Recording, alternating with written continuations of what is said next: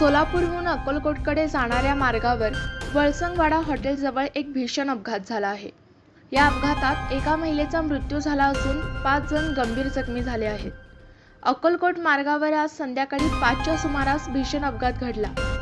MH05 FB 4593 क्रमांकाच्या भरधाव वेगातील Ertiga कारचा टायर अचानक फुटल्याने चालकाचा वाहनावरील ताबा सुटला।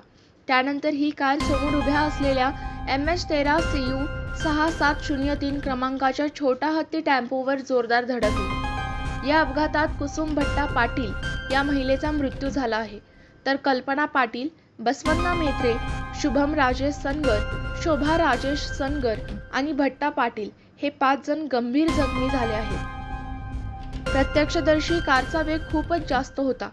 टायर फुटल्यामुळे काही क्षणातच गाडी बेकाबू झाली आणि समोर उभ्या असलेल्या टेम्पोला जोरदार धडकली।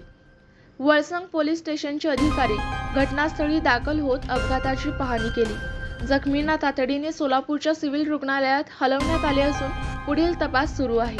अपघाताचा संपूर्ण घटनाक्रम परिसरातील CCTV कॅमेऱ्यात कैद झाला आहे।